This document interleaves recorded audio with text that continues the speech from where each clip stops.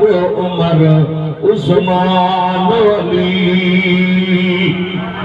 ओ मुझे प्यारे उमर जे ऐ पाछे खाशे कान पली दुध भजंदो वनी हर कंहिंखे विश्वास विझे वनी हर कंहिंखे विश्वास विझे पर हित चाला कजी कान चली। ओ हिन वक्त फसाद में फिरकन जे उकुलाइण लाइ फारूक जे ॾाढा सुभान अल्लाह। ओ हिन वक्त फसाद में ऐं फिरकन जे उकुलाइण लाइ फारूक हुजे। यानी आदिल जी अॼु ज़रूरत आहे शींह सारिद बकरी आरली। हबीबन जा प्यारा गुलाम अल्लाह से फरमाए तो वल्लज़ी अरसल रसूलहू बिल हुदा व दीनिल हक़ लियुज़हिरहू अला दीन कुल्लिही। मूता के दीन जो मुख्तसर बरकतूं ॿुधायूं। अब समझो था मुख्तसर बिल्कुल पर मां तोखे ॿुधायां त साहिबे शरीयत साहिबे क़ुरान दीन आणण वारे इस्लाम आणण वारे मिठे मुस्तफा जो केॾो न वॾो शान हो। अज़ीज़ो दोस्तो हबीबन जा प्यारा गुलामो नबी साईं जी शान में हिकड़ी हदीस ॿुधो त पोइ तव्हांखे नबी साईं जो मीलाद ॿुधायां। अब ॿुधंदो हबीबन जा प्यारा गुलाम साईं कुतुब अली शाह आयो आ। ओ रुस करण वारा अल्लाह मुबारक थी। ओ रुस करण वारा अल्लाह मुबारक थी। कुछ तो बच पचोरे कुछ तू बच पचोरे किनो खैर मुबारक चई। ओ उर्स करण वारा अल्लाह मुबारक थई। हिकड़ी हदीस ॿुधो जाबिर हज़रत जाबिर रज़ियल्लाहु तआला अन्हु रिवायत पाण फरमाइनि था त जाअतिल मलाइका वसल्लम वो दीन जी बरकत ॿुधियव। हाणे साहिब शरीयत जी बरकत ॿुधो। नबी पाक जे दरबार में मलाइकत जो टोलो लही आयो। छा मलाइकत जो टोलो लही आयो पाण में चवण लगा इन्न लिसाहिबिकुम हाज़ा ही जेको शख्स आ ही जेको नबी आ हिन जे लाइ हिकिड़ो मिसाल आ। फदरिबू लहू मसलन वो जेको हिन लाइ मिसाल आ वो मिसाल बयान कयो। मलाइकन चयो मलाइकन पाण में चयो त इन्नहु नाइमुन ही त निंड में पियो आ आराम में पियो आ। वकाल बअदुहुम इन्नल ऐन यक़ज़ान इन्नल ऐन नाइमुन वल क़ल्ब यक़ज़ान। हदीस जा लफ्ज़ आहिनि।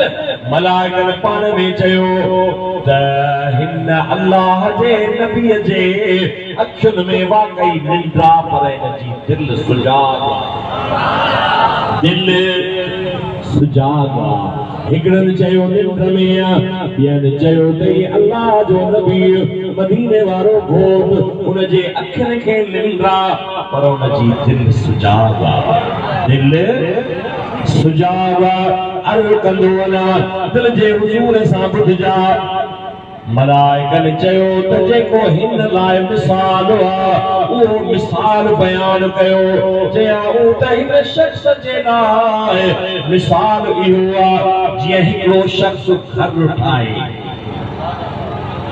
छा करे घर ठाहिण खां पोइ जेॾी महिल घर कामिल करे फजअल मअदबल फीहा पोइ उन में दस्तरखानू विछाए माना खाधो न ते रखे दस्तरखानू बिछाए तवज्जो कजो अल्लाह जे प्यारे महबूब सां प्यार करण वारा ये हदीस मिशकात शरीफ जी हदीस आहे अल्लाह जे नबी मदीने वाले घोट ला चयो त सजे दा मिसाल इहो आहे जे हिकिड़ो शख्स घर ठाहे घर ठाहिण खां पोइ उन में दस्तरखानू विछाए पढ़ो ॾींदड़ पढ़ो ॾिए त बाबा अचो अचो ऐं हिन दस्तरखाने ते अचो मलाइकन चयो त पोइ जेको माण्हू उन पढ़े ॾींदड़ जे सवाल खे उन पढ़े ॾींदड़ जे पढ़े खे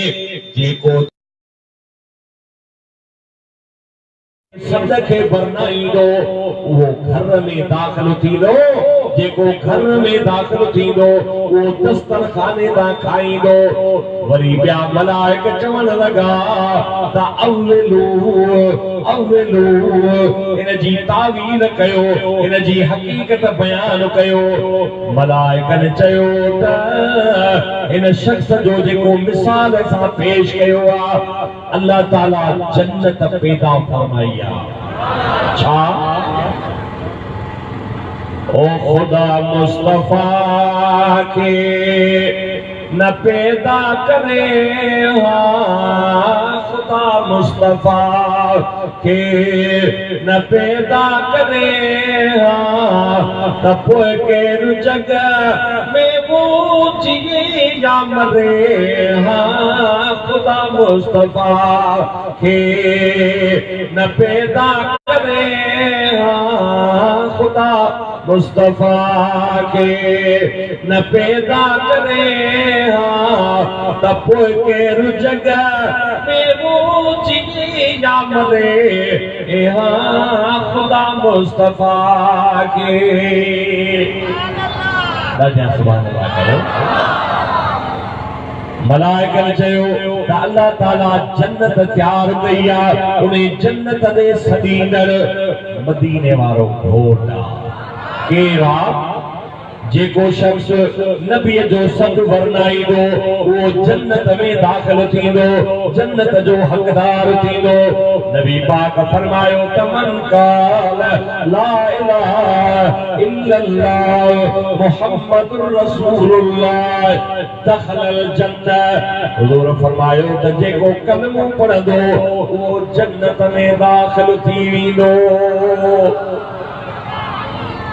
थींदो या कोन थींदो हाणे ॿ टे रिवायतूं ही जेको मीलाद कयूं था मीलाद जो बेहतर खां बेहतर तरीक़ो इहो आहे ताम तयार कयो वञे दोस्तनि खे दावत ॾिनी वञे पर उहे रिवायत जा लफ़्ज़ ॿुधो उहे लफ़्ज़ कंहिं चया हज़रत गौस पाक जो मुर्शिद हज़रत मारूफ करखी रज़ियल्लाहु ताला अन्हु अब आप ॿुधो अथव बगदाद शरीफ़ में विचां दजलो दरिया थो वहे छा थो वहे दजलो वहे थो दजले जे ओभर में हजरत गौस पाक सईदना अब्दुल कादिर जीलानी हजरत सईदना पीर जा पुटड़ान इन पासे इमाम गज़ाली रहमतुल्लाह अलैह हजरत शेख शहाबुद्दीन उमर सोहरवर्दी उन पासे इमाम आज़म इमाम अबू हनीफा रहमतुल्लाह ताला अलैह उन पासे विचा दजलो थो वहे अल्लाह ताला के नसीब करो इमाम आज़म जो मुझे याद आयो त इमाम आज़म इमाम अबू हनीफा असां वटि ये जेका नमाज असां जो जेको रोज़ो असां वटि तलाक तलाक निकाह जेके बि अहकाम शरई हन उहे सईदना इमाम आज़म इमाम अबू हनीफा कुरान मां हदीस मां इस्तिंबात करे आसान करे असां खे पेश कया आहिनि जेके पढ़ाइण वारो उस्तादुल उलमा हज़रत क़िबला सैयद अमीर मोहम्मद शाह अमीनानी रहमतुल्लाह अलैहि। अजीजों दोस्तों हबीबन जा प्यारा गुलामो पिचा दजलो थो वहे परियां हज़रत मारूफ करखिया हज़रत जुनैद बगदादिया हज़रत सिर्री सक्तिया अब ॿुधो त सही न इब्राहिम खवासा हज़रत ज़ुन्नून मिस्रिया हज़रत अल्लाह जो नबी यूशा बिन नून उहो मारूफ करखी छा थो फरमाए थो तमन हय्या तआमल व जमा इखवानन व असरज सराजन व तअत्तर व तबखर व लबस लिबासन जदीदन। ॾाढिया त सुभान अल्लाह कयो। अल्लाह जो मानू मीलाद शरीफ जे लाइ छा थो फरमाए बरकत ॿुधायां थो मीलाद जी। नबी पाक जे प्यारे गुलाम फरमायो त जंहिं तआम तयार कयो छा तयार कयई तआम खाराइण जी बि वॾी फज़ीलत अथव।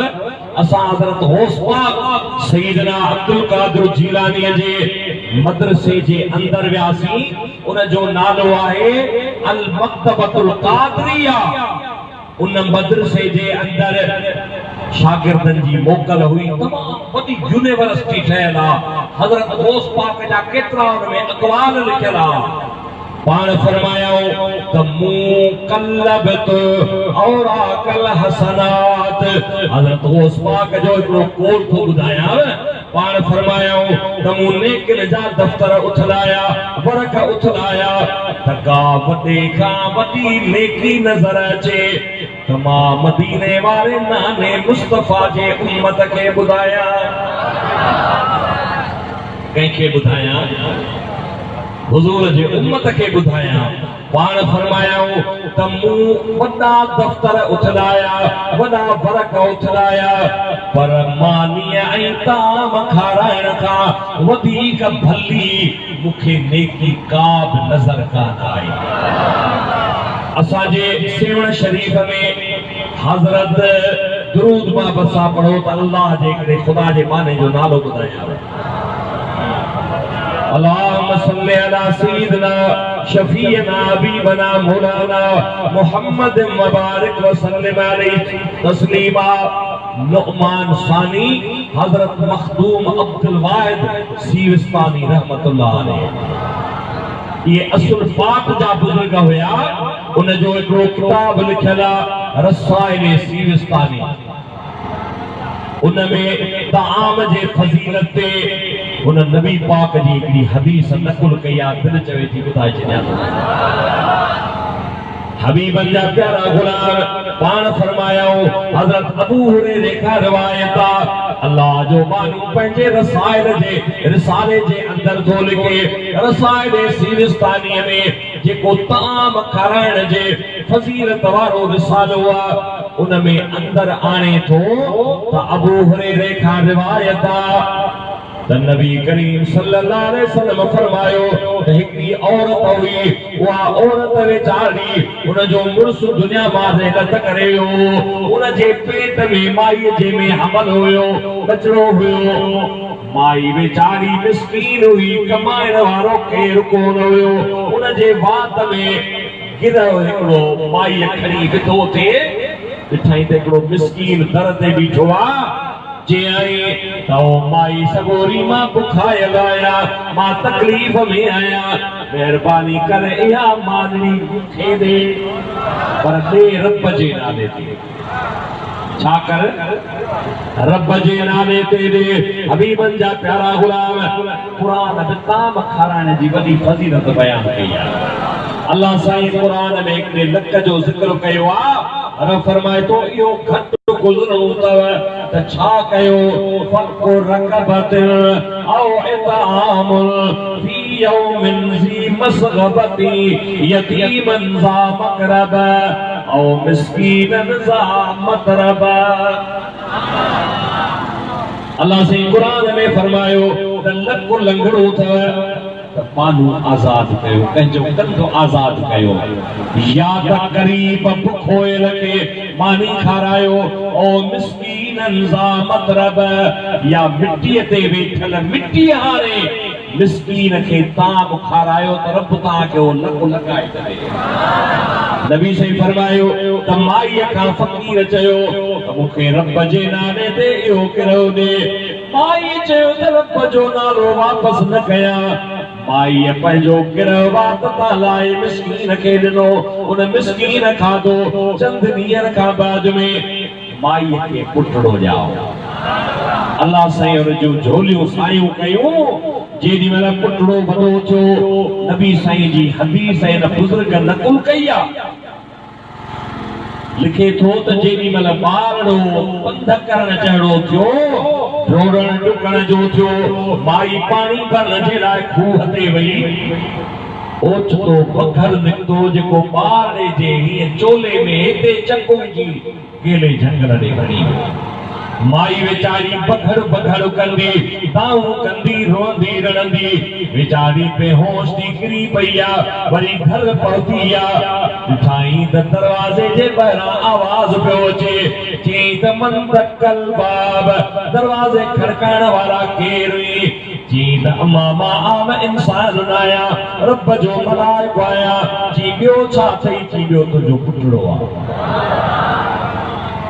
बेचारी खुशीअ जे अंदर अखियुनि मां पाणी थी आणे, अखियुनि मां पाणी थी आणे।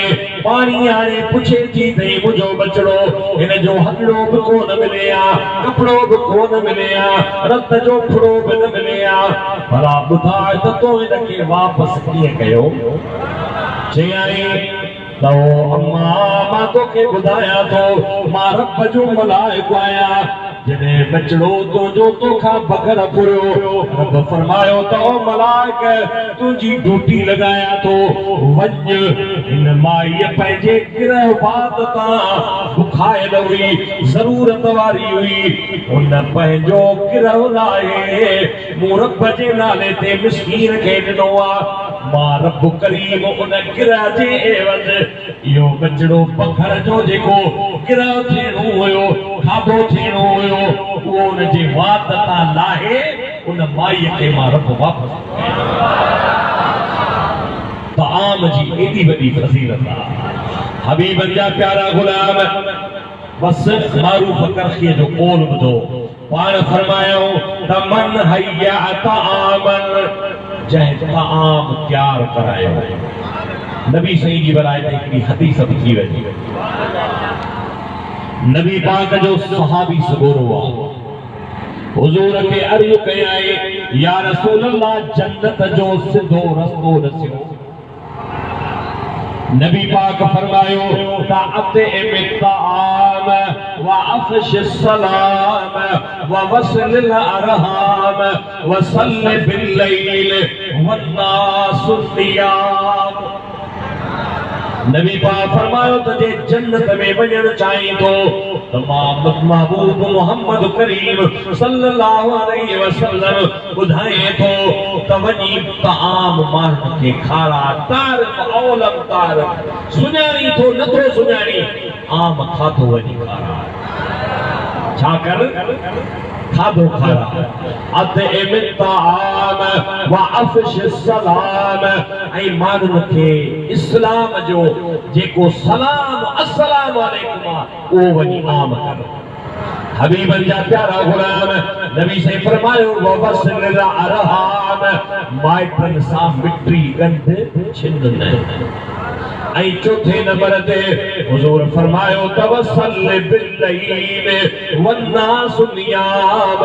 अल्लाह जे महबूब फरमायो वञ वञी रात जो माण्हू आराम में हुजन, रात जो निंड में हुजन, तू वञी बीही रब जी इबादत कर।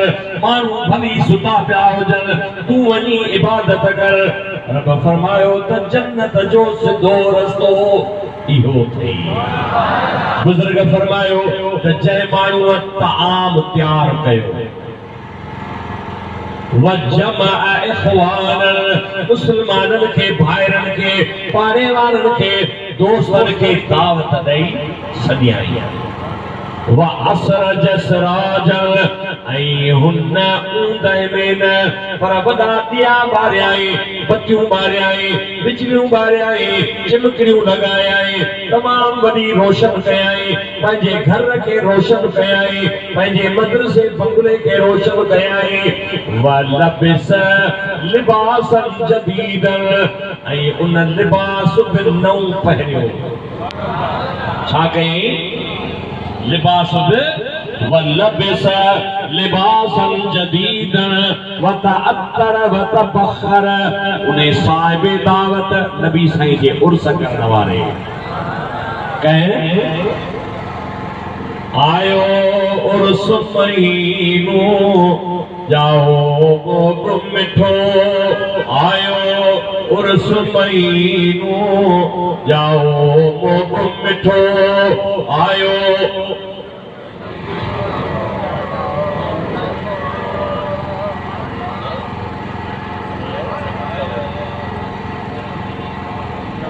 आयो उर्स महीनो जाओ मुब मिठो मोमिन लक मुबारक सब चो खैर मुबारक मोमिन लक मुबारक सब चो खैर मुबारक वाधायूं ॿियो वठो ता जाओ मुब मिठो वाधायूं ॿियो वठो ता जाओ मुब मिठो।